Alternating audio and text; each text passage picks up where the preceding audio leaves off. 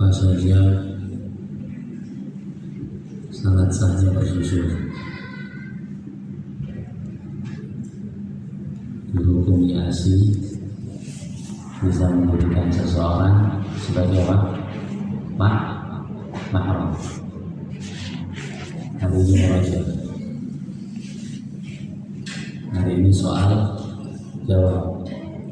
Nabi saya yang tanya. Ya, karena kajian sebelumnya kita telah menyebutkan sedikit mengenai sirah Nabi Sallallahu Alaihi Wasallam ketika beliau menyusui kepada ibunda siapa? Halimah Sa'diyah, dan kemudian Islam datang menetapkan hukum ini sebagai salah satu syariat. Nah, syarat yang pertama,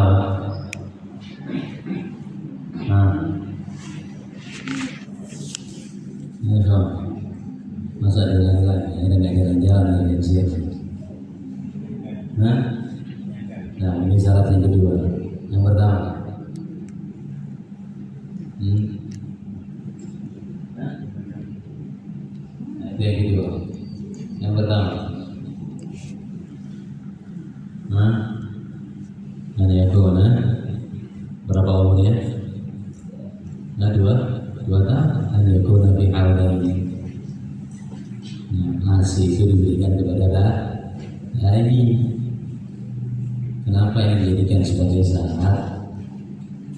Karena pada umur 2 tahun itu ASI yang diberikan bisa untuk menumbuhkan apa? Daging pada bayi tersebut, seolah-olah ibu susu ini satu badan dengan anaknya.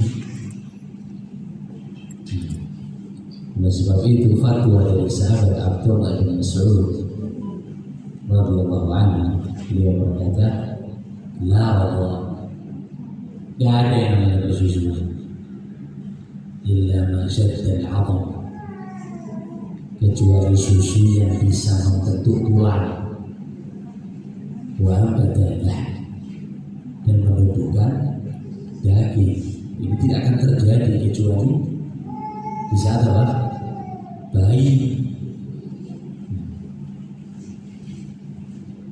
Oleh sebab itu Nabi Sallallahu Alaihi Wasallam bersabda, innama ar-radha'ah mafatun an'am.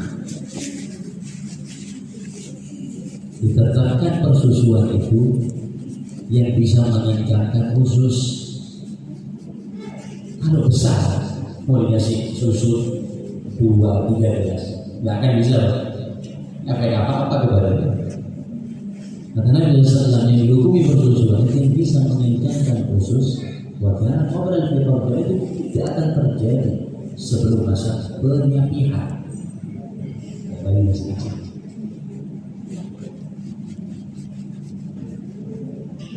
Aisyah pernah mengisahkan, dakhal alaihi Nabi SAW. Suatu ketika Rasulullah masuk ke rumah. Dia tanya Aisyah berarti, di rajulun qa'im. Pada saat itu di samping kiri ada seorang laki-laki berjalan duduk. Nabi SAW dia sahabat di dalam rumah istriku. Saya tidak tahu lelaki tersebut dari mana. Hatta taghayyara wajhu Nabi sallallahu alaihi wasallam. Aisyah melihat rona wajah Rasulullah sallallahu alaihi wasallam sudah berubah. Merah wajah beliau. Aisyah tahu Nabi sallallahu alaihi wasallam marah. Wajah Nabi sallallahu alaihi wasallam tidak mengetahui siapa laki-laki ini dalam rumahnya Aisyah. Maka melihat wajah Rasulullah SAW, bisa mengatakan inna mutahi min ar-radha'ah, wahai Nabi SAW, ini saudara. satu dari Rasulullah. Kalau dari sisi nasab, Rasulullah SAW pasti tahu siapa anaknya, Abu Bakar As-Siddiq. Dari sisi hubungan darah, tahu siapa kakaknya Aisyah, adiknya Aisyah, saudara dan saudara. Persusuan Nabi SAW nggak begitu. Mengenal oleh sebab itu Aisyah Rasulullah orang lain. Saudara dari sisi apa? Persusuan. Kemudian Nabi SAW menegaskan menurut dari ikhwan kun, wahai Aisyah, perhatikan, cermati saudara-saudaramu dari sisi ini. Fa inna radha'ata minal maja'ah. Yang dihukumi persusuan itu yang bisa menghilangkan rasa lapar. Hasitan itu tidak akan bisa menghilangkan kecuali kepada apa? Kepada bayi. Maka para ulama meletakkan syarat yang pertama harus di dalam kurun waktu 2 tahun. Kemudian syarat yang kedua tadi apa? Khamsah radha'at musbi'ah. Dulu hukumnya harus 10. Kemudian hukumnya dirubah. Makanya ada istilah apa? Nasih mansukh. Dirubah dari yang sebelum jadi apa? 5. Dengan syarat mengenyangkan. Nah, apa ukuran mengenyangkan? Dari sehingga para ulama membagikan kepada mengenyangkan definisi bahasa Arab dan kepada uruf kebiasaan, sehingga mereka meletakkan satu istilah, meletakkan satu patokan. Mengenyangkan dari sisi persusuan, an yatruka dzatiya bi nafsihi, bayi itu melepas susu dengan keinginannya sendiri. Nah, ini nyusui ke ibu yang lain. Datang kakaknya, goda bayi tersebut, otomatis bayi akan melepaskan apa? Susunya. Karena kaget atau digoda oleh saudaranya. Ini nggak termasuk satu, belum berhitung, karena dia akan kembali ke susu.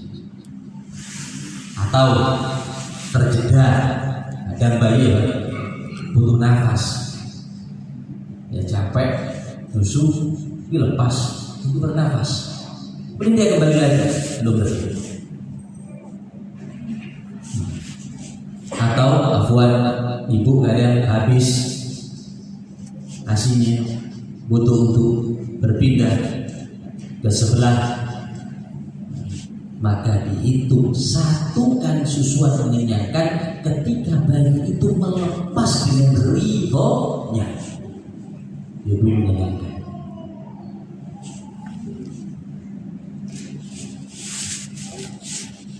Nah, yang seperti ini ikhwan fillah barakallahu fikum. Kalau kita tahu ada orang lain menyusui anak kita, perlu untuk dijaga. Nabi SAW sudah menjelaskan inna yahrum minar radha'ati ma yahrum minan nasab. Diharamkannya hubungan dari persusuan ini sebagaimana diharamkannya hubungan dari sisi nasab darah, sebagaimana dia dilahirkan dari perut ibu. Berarti radha'ah menetapkan 3 hukum, mengecualikan 3 hukum. Apa menetapkan persusuan? Yang pertama, al-khalwah. Dia boleh untuk berdua-duaan dengan ibu. Dia boleh berdua-duaan dengan saudari dari sisi persusuan. Kalau bukan karena susu, tidak boleh orang lain. Yang kedua, an-nazar, untuk melihat ibu susunya, saudari susunya.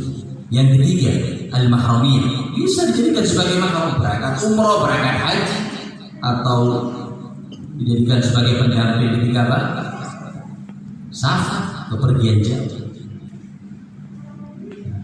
Ini apa? Hukum yang terkait dengan persusuan dan mengecualikan 3 perkara yang tidak termasuk saudara sepupu, naam, saudara sepupu atau saudara sesusu oke, tapi tidak menjadikan yang pertama wilayah nikah. Saudara sepersusuan tidak bisa menjadi apa? Wali, karena wali harus dari jalur darah, nasab. Gak ada bapak, gak ada kakek, gak ada paman. Ini saya punya saudara yang sepersusuan, tidak sah. Karena bukan wilayah mereka, diperkecualikan. Kemudian yang kedua, gak ada kewajiban apa? Nafkah. Kalau ibu asli, bapaknya wajib memberikan nafkah kepada anak. Tapi kalau ibu susu, apakah wajib memberikan nafkah kepada anak susunya? Jawabannya apa? Tidak, karena ini apa? Yogyanya orang lain sebetulnya. Hukum yang ketiga, tidak bisa apa? Waris. Tidak bisa apa? Waris. Anak susu tidak bisa mewarisi dari ibunya. Begitu pula ibunya, kalau anak susu meninggal, tidak mewarisi dari anak. Maka ini ikhwan yang perkara yang sangat penting, agar tidak terjadi perkara-perkara yang dikhawatirkan. Mungkin datang soal sekitar 2 atau 3 tahun yang lalu, mereka melalui WhatsApp yang menyatakan, Ustaz, ini ada pertanyaan di tempat kita, suami istri, maka sudah punya 2 anak. Baru diketahui informasi dari jalur nenek, ternyata istri dia ini adalah saudari apa? Persusuan. Sudah 2 anak. Ini lantas gimana? Maka saya menetapkan akan basah, langsung pembatalan pernikahan, bukan cerai, tapi nikah apa? Dibatalkan. Detik itu juga batal pernikahan, walaupun punya 2 anak. Karena pembatalan bukan cerai, wanita iddahnya cuma 1 bulan. Kalau cerai berapa? 3 kali haid, 3 bulan. Pembatalan pernikahan fase cuma 1 haid saja. Bila bidaki. Untuk supaya diketahui sekedar rahimnya ini kosong atau tidak. 1 kali haid saja. Berarti hubungan sebelumnya zina, tidak disebut zina. Ini dikenal dengan istilah nikah syubhat. Nikah yang ada apa? Syubhat. Tidak tahu. Tidak disebut zina, tidak. Anak, ya sama dirasakan kepada bapak. Anak mewariskan dari bapak itu. Tapi pernikahan ini dibatalkan dan tidak akan bisa kembali selama-lamanya. Karena ini apa? Saudarinya apa? Sendiri dari sisi persusuan. Ini perlu dicatat, penting. Kadang orang kita tahu.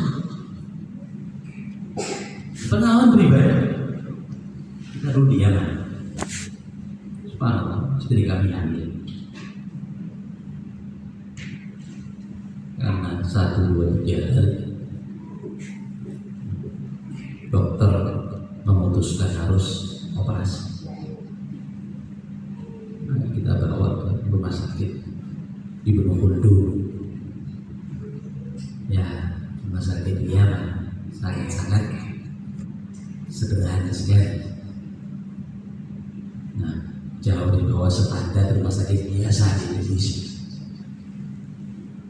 Nah, dioperasi selesai. Bahkan tidak ada tempat khusus untuk meletakkan bayi. Jadi susternya mengikat kain di 2 kaki ranjang pasien, diikat ujung dan ujung, kemudian bayi kita diletakkan di sini. Seperti apa? ayunan. Teman kita kasihan dibawa anak-anak, kita nggak ada orang tua, nggak ada mertua, nah, dia hidup sendiri dengan istri pada saat itu di Yaman untuk belajar. Jika teman kita ini orang yang dibawa ke rumah, anak pikir akan dikasih susu murni. Qaddar Masya Allah, dia punya kakak yang juga memiliki apa? Bayi, disusui selama 3 hari. Kadang-kadang 3 hari hitungan jam, ikhwan yang Alhamdulillah. Kadang-kadang bayi ini sudah 5 kali musuh kenyang. Bayi lambungnya kecil, cepat kenyang, cepat apa? Cepat apa? Dalam hitungan jam mungkin 3-4 jam dia akan lapar lagi, minta susu. Ketika kita dikabari, maksudnya baru kita tahu, sehingga kita tulis, sehingga anak kami yang pertama mahram pada satu rumah lagi, satu rumah yang jadi mahram. Ya menurut kan, jangan sampai ketika besar balik ke sana kemudian apa? Karena nggak tahu terus,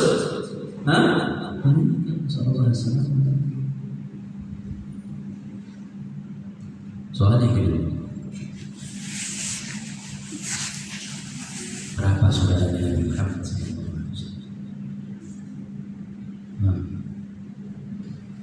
Apa saja saudara Nabi? Saudara Nabi? Gak ada. Oh, Nabi anak tunggal. Ada saudara Nabi? Punya adik? Punya kakak? Oh, Nabi SAW lahir ayahnya apa? Nikah. Satu-satunya. Tapi dari sisi tersusun, berapa saudara Nabi SAW? Tentu anaknya siapa? Halimah. Namanya Abdul, Anisa, Shima. Iya. Satu lagi, 2 orang. Abdullah ibn al-Harith, Anisa bin al-Harith, Ashima bin al-Harith. Satu lagi itu Harith adalah suaminya siapa? Harith. Nah, jadi As-Sa'di bin Sa'd. Terus sekarang di pertama Taif. Ada yang lain bisa menambahkan?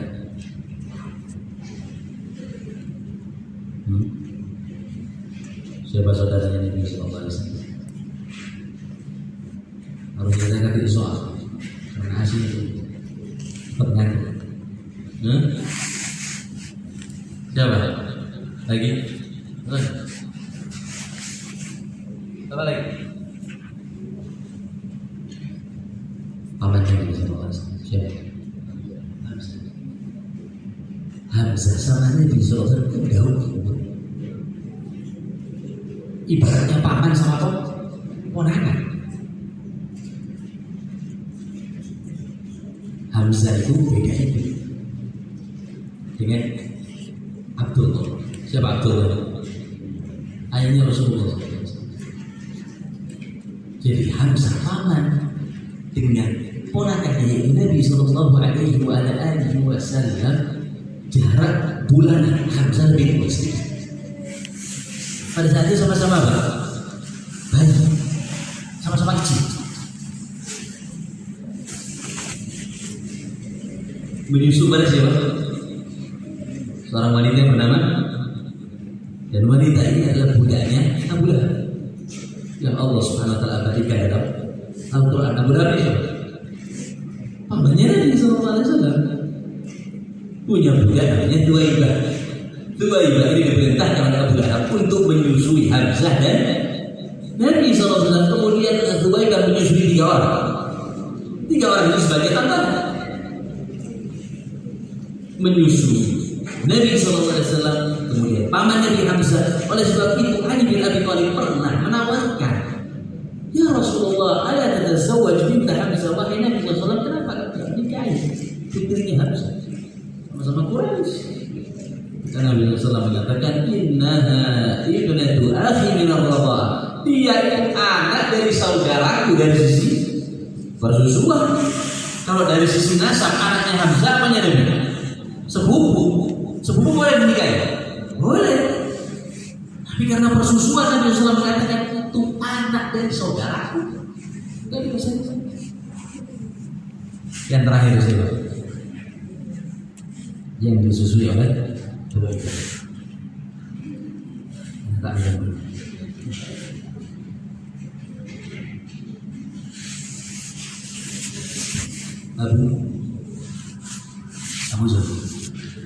Abu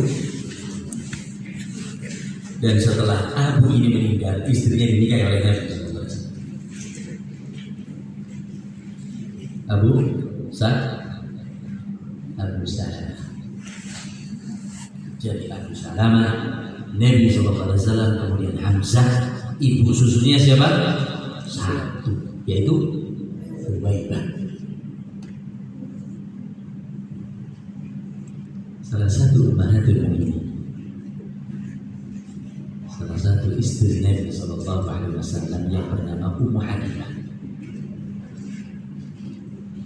Ummu Habibah ini pernah berkata kepada Rasulullah SAW, ukhti binti Abi Sufyan, wahai Nabi SAW, nikahi saudariku putri Abu Sufyan. Wahai Nabi SAW, nikahi anak bapakku, putri ayahku, putri dari Abu Sufyan. Rasulullah sangat kaget dan mengatakan, Allah tujuan. Betul pertanyaan ini. Normalnya wanita, Pak, Allah Subhanahu wa Ta'ala tanamkan dalam hati mereka kecemburuan kepada madu yang bisa bicara. Normal wanita cemburu. Nabi SAW melongo istrinya menawarkan seseorang, tidak cuma sekedar menawarkan, dan sudah ada orangnya. Wahai Nabi SAW, nikahi saudariku. Nabi tanya, apa terjadi tadi? Betul ucapan ini, tidak salah. Maka Ummu Habibah mengatakan, na'am, ini lastu bimakhilah. Wahai Nabi SAW, aku ini juga bukan istrimu satu-satu.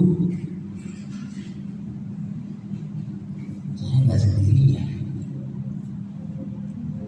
Wa uhibbu an yusyarikani fil khairi ukhti. Aku pengen, aku mau yang bekerja sama dalam urusan baik ini adalah saudariku sendiri. Engkau pasti akan poligami. Daripada saya nggak tahu nyalon ini, mending ini yang saya tahu. Saya menginginkan bekerja sama dalam perkara yang baik ini adalah saudariku sendiri. Saya tahu dia, om dulur, adik. Maka Nabi SAW menyatakan, itu gak halal bagiku. Karena kenapa? Dalam ajaran Islam gak boleh menggabungkan satu saudari dengan pernikahan. Mungkin Ummu Habibah gak tahu atau belum sampai hukum ini. Antum ketahui ikhwan rahimahullah, zaman jahiliyah biasa, zaman jahiliyah. Satu rumah itu suaminya satu. Satu orang menikahi kakak adik, tiga-tiganya bersaudara. Itu biasa.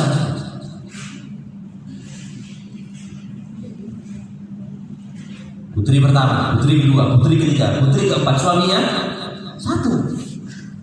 Dan Islam berubah.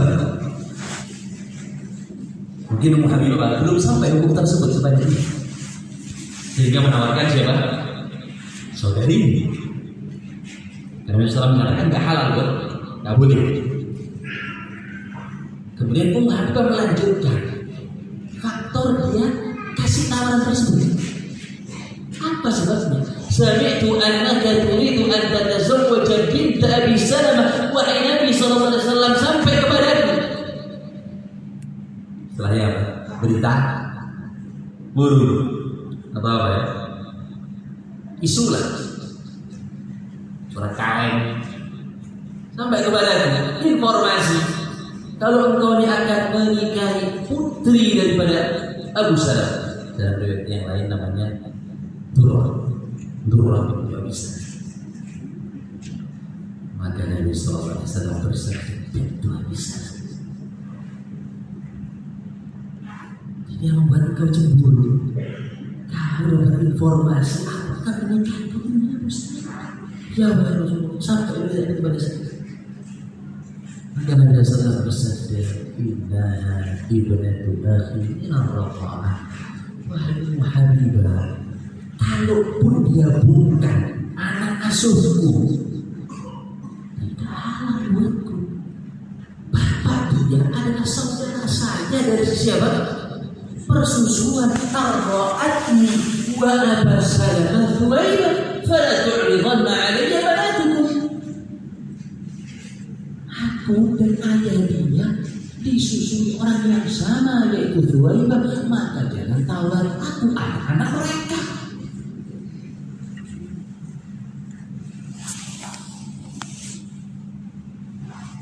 Maka termasuk di antara saudara Nabi SAW Hamzah dan Abu Salamah dari sisi persusuan.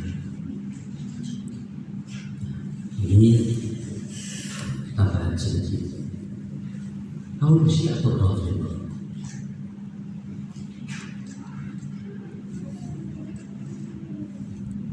sekte yang paling demen dengan istilah khurafat, dongeng konyol. Ini paling asik. Agama mereka dipenuhi dengan ini. Saya katakan agama, bukan dari Islam. Dalam kitab Al-Kahfi ini rujukan nomor satunya kaum Syiatul Rafidhah. Karya siapa? Al-Bulaini. Al-Kahfi ini top, ngalahkan Sahih Bukhari, Sahih Muslim, tidak diterima sama mereka. Ini paling atas. Kita apa? Al-Kahfi karya Al-Bulaini. Dalam kitab tersebut nyatakan lama wulida Nabi sallallahu alaihi wasallam afdal menjadi wilayah mudahnya. Ketika Rasulullah sallallahu alaihi wasallam dilahirkan, Abu Thalib siapa? Paman Nabi sallallahu alaihi wasallam tidak mendapatkan susu untuk ngasih kepada ponakan. Padahal yang kita ketahui sejak lahir Nabi sallallahu alaihi wasallam pertama kali diasuh oleh siapa? Kakeknya, bukan pamannya. Kakeknya dulu. Tapi bagi kaum Syiah, yang pertama merawat Nabi sallallahu alaihi wasallam adalah Abu Thalib. Beberapa hari Abu Thalib tidak dapat susu. Tidak ada susu kambing, tidak ada susu unta, kering macam-macam. Susah air. Sehingga binatang-binatang ternak mereka tidak mengeluarkan. Apa yang diperbuat? Bahwa Nabi sallallahu alaihi wasallam tidak nafsi. Abu Thalib membawa Nabi sallallahu alaihi wasallam dan diletakkan pada susunya sendiri. Susunya siapa? Abu Thalib. Fa'anzalallahu ilaihi labanan. Pada saat itu kemudian Allah Subhanahu wa taala berikan ASI kepada Abu Thalib. Kemudian Nabi sallallahu alaihi wasallam meminum ASI dari siapa? Abu Thalib. Kisah apa? Bahasa kasar yang Surabaya, kisah tolol. Kisah dulu. Memang mereka kaum pandai. Bagi kaum Syiatul Rafidhah bahwasanya yang pertama kali menyusui Nabi sallallahu alaihi wasallam adalah siapa? Abu Thalib. Baru setelah itu mendapati Halimah As-Sa'diyah dan diberikan kepada Halimah. Kira-kira tujuannya mereka apa? Abu Thalib punya anak namanya? Ali.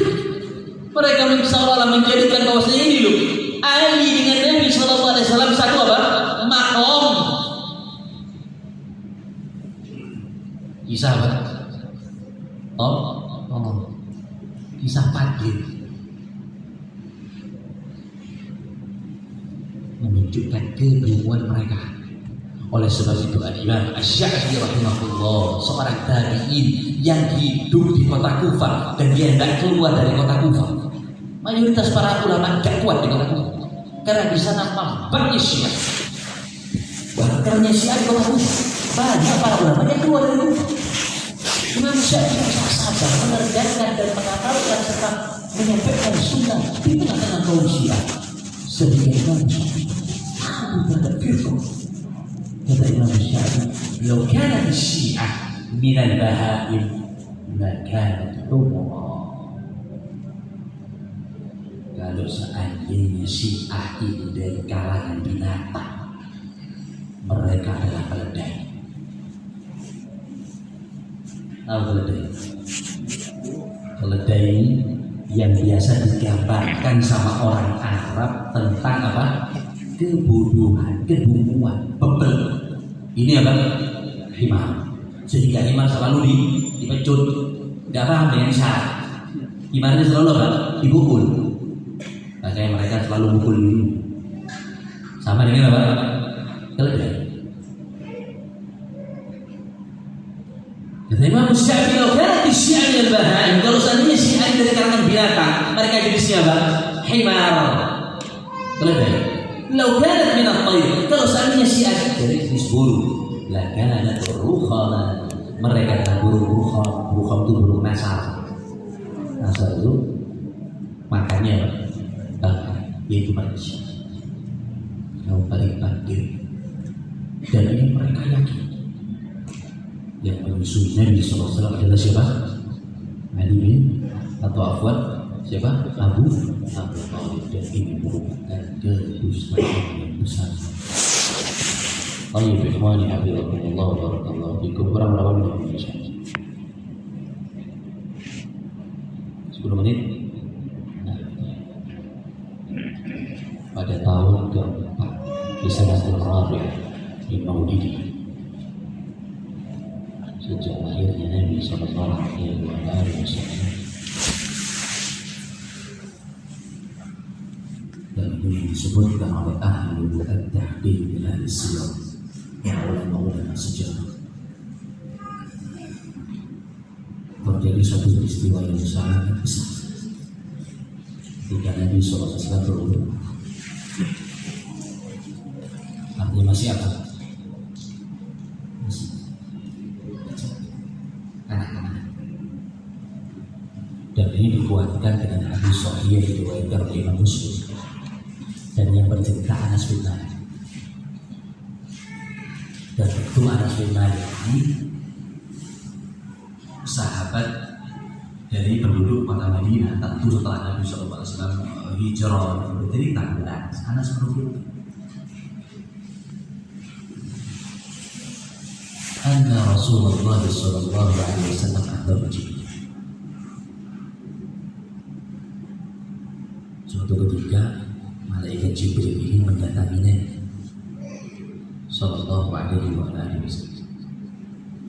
Bahwanya al-amal al-iman. Pada saat itu Rasulullah sallallahu alaihi wasallam sedang bermain dengan anak-anak, dengan teman-teman sebaya sejawat, anak-anak kecil, lompat sana lompat sini berlari-lari. Fa'akhadahu fasaqah. Itu tiba-tiba melihat seseorang mengambil Nabi sallallahu alaihi wasallam dan menelantangkan. Ada sedang tiba-tiba tertidur ada bekas.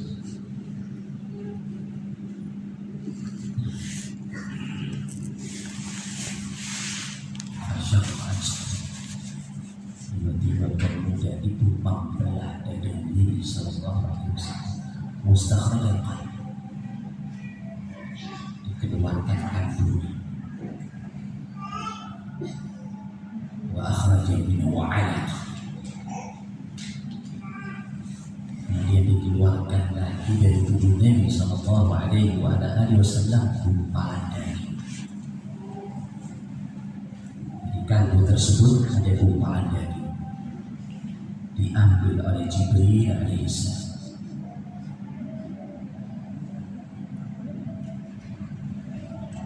Wasalahu fi usbiyah,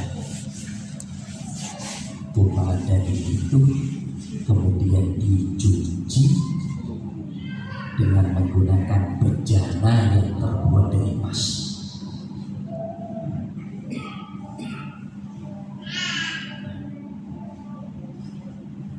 Steril. Bejana dari apa? Emas. Air Zam-Zam. Yang menggunakan apa? Air Zam-Zam. Masuk. Gumpalan dari emas. Wajah. Setelah selesai dicuci, dikumpulkan lagi. Wahum apa digabungkan antara yang satu dan yang lain, dimasukkan ke dalam kalbu lagi. Wa a'adhu ila makani, dikembalikan ke tempat semula, dikembalikan ke tempat semula.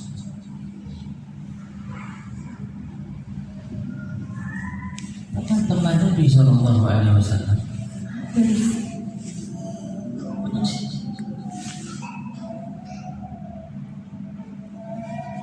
Raja al-Iman Bis'ud Yaumi.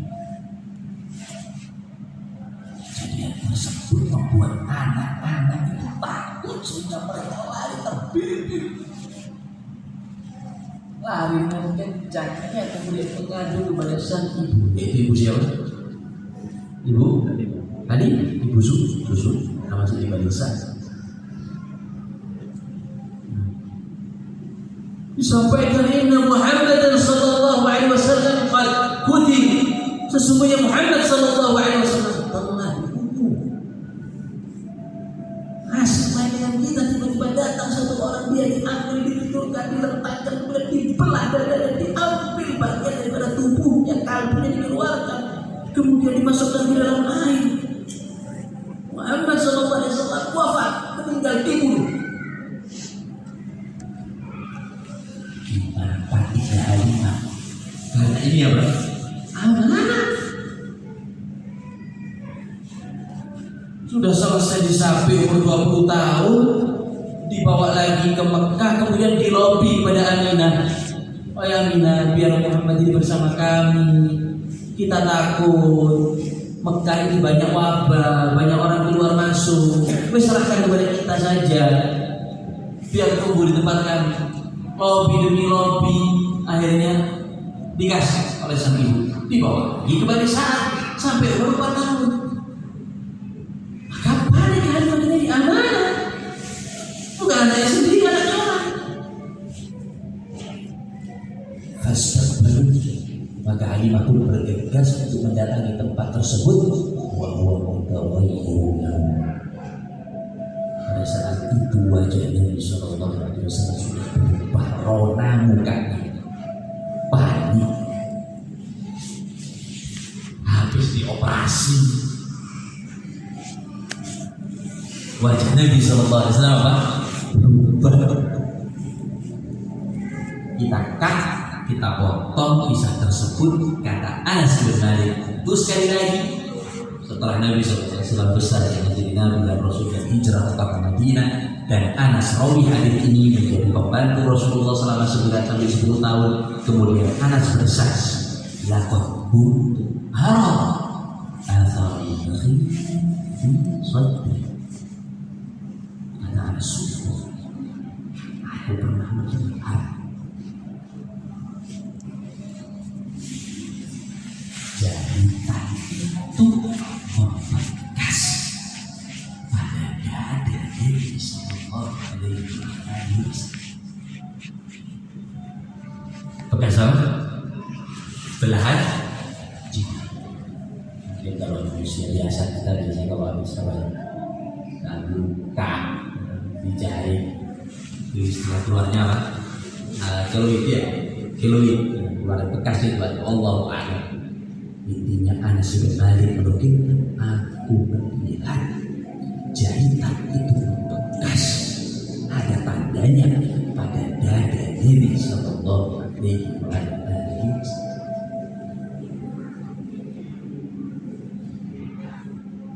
Peristiwa apa ini? Syak as-sadr. Malaikat Jibril diberikan tugas oleh Allah Subhanahu wa taala untuk mensucikan qalbu Rasulullah sallallahu alaihi wasallam. Dan ini terjadi berapa kali? Soalnya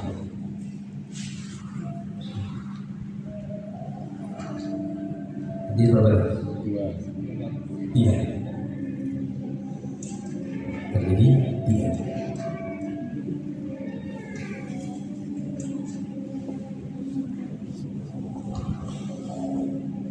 Yang pertama untuk mensucikan hati Nabi Sallallahu Alaihi Wasallam dari waswas syaitan. Dan dalam riwayat yang lain, ketika malaikat mengeluarkan gumpalan daging itu, Jibril berkata, "Hadhu syaitan minka." Ini bagian syaitan pada di luar. Maka pembelahan dada yang pertama ini adalah untuk mensucikan qalbu Nabi sallallahu alaihi wasallam dari bisikan-bisikan buruk musuh Allah Subhanahu wa taala. Waswas syaitan. Jadi ini hingga mata'ad sebelum hari-hari beliau akan dinobatkan, akan diangkat menjadi nabi dan rasul. Dan disebutkan oleh Abu Nu'aim al-Asfahani dalam kitabnya Dalail tanda-tanda kenabian. Dibelah untuk kedua kali.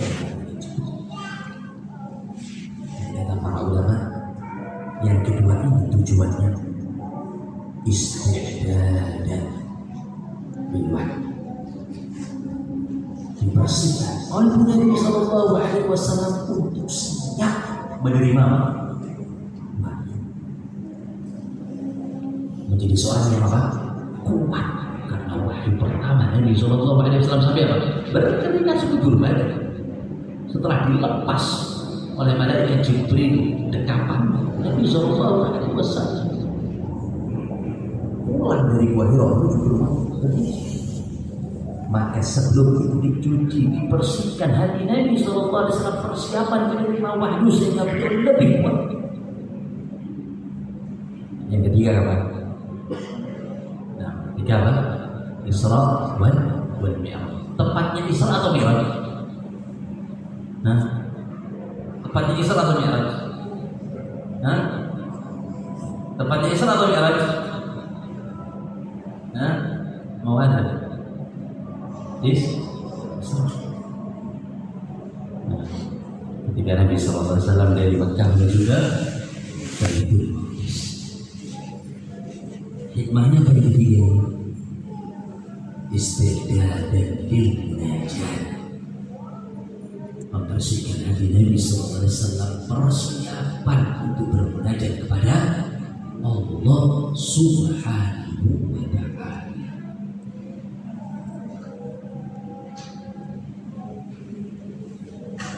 Ini peristiwa pembelahan dada Nabi Sallallahu Alaihi Wasallam. Baik, hikmah yang dapat kita ambil dua saja. Yang pertama, fadlul Nabi Sallallahu Alaihi Wasallam. Lagi dan lagi keutamaan akhirnya dipakai oleh malaikat Jibril secara khusus. Zam-zam di mana? Mekah. Nabi SAW di mana? Di Taif. Kurang lebih jarak kilo sekarang ini Mekah ke Taif itu berapa? Kurang lebih sekitar 250 kilo. Malaikat Jibril membawa apa? membersihkan hati Nabi SAW.